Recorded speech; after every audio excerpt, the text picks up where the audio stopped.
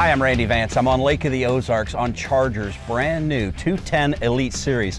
Now this is a boat that is inspired by and built on the running surface of the famous Champion 210, and it is a performer.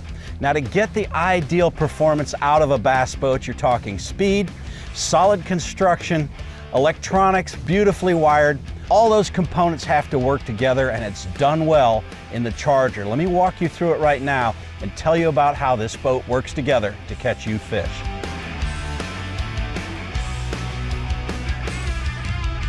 Now first, let's talk about the performance of a 210. It's a perfect match for Mercury's V8 250 horsepower outboard motor. This one is as green as it can be, and we still got the boat up to 71.5 miles per hour, and it's just a baby getting it there. We've got 4.4 seconds to plane and just under 7 seconds to 30 miles an hour. What I like about this boat is how easy it is to get it up to max speed and hold it there. Not only that, when you get into chop, it glides over that chop. It gives you a nice, comfortable ride. Now the Helm Station is designed to give you everything you need to run this boat at your fingertips. You've got a fuse panel over here, and everything's lighted so you can tell exactly what's on and what's off. You've also got 2 foot blocks down below. That gives you the ideal ability to snug yourself into the seat and be comfortable even in chop. I like this Garmin Display right overhead. It helps break the wind, but you've got a great heads-up view of the water around you, the sonar, even your speedo on board. There is a trim switch right here on the column so that you've got complete control of the boat, and your throttle is easy to reach right over here where it belongs on the starboard side. Your passenger seat gets a complimentary bucket, and if he's a nervous guy, there's a chicken strap right down below his seat. There's an optional left console for this boat, and it's easy to bolt it in or remove it depending on whether you want the space or the protection for your passenger. Now, like all Charger foredecks, this one is padded for all-day comfort. You've got an easy step to the foredeck. Here's another thing I like. It's the trolling motor foot pocket for your pedals. Makes it easy to steer without tweaking your back. Look at this boat. We've got 2 large Garmins here. One of them is set up on the live view sonar so that you can see the fish moving ahead of your boat, and you've also got the regular Garmin display. You've even got a switch panel for your trim, interior lights, and an accessory switch right up at the bow. Now, one thing Charger does is they understand the importance of clean power to the electronics, so all the electrical components on this boat get its own power bus. Only your sonar chart plotters are on that bus. You've also got a separate bus for the trolling motor.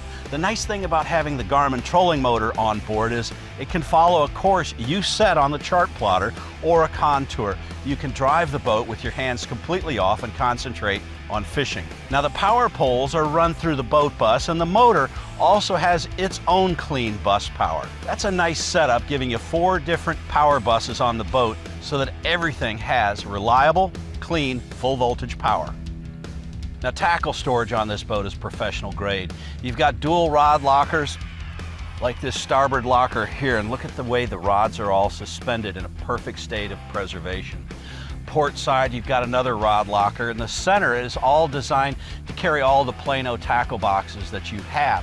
But there's also tip tubes in it so that you can carry another quiver of rods. There's unique storage on board to keep your personal gear secure and to make your fishing easy.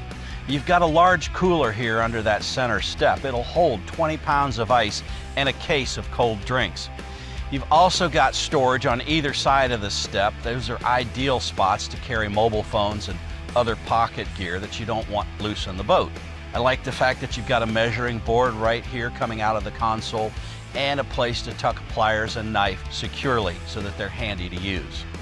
Now this non-skid step to the aft deck also lifts up, and it gives you access to a bone-dry compartment that's gasketed. Another great place to keep a mobile phone. Tournaments have been lost on live well failure, and Charger builds this system so that you don't have to risk that. Each live well is plumbed redundantly and separately.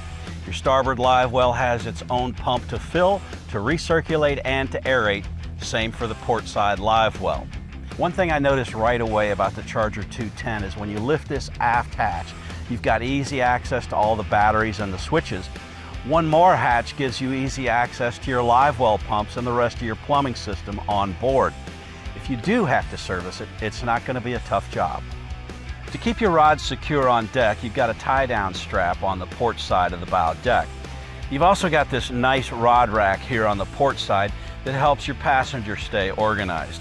Underneath it, you've got a storage box that's insulated, and you could keep a sandwich in there if you needed to. Now, the Charger 210 Elite is a great performer, no doubt about it, and it's a tournament-ready fishing boat as well.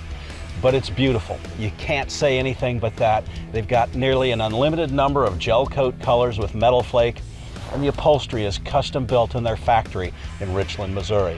I'm Randy Vance on the Charger 210 Elite, and I'm going to take it for another spin. Love the sound of that motor.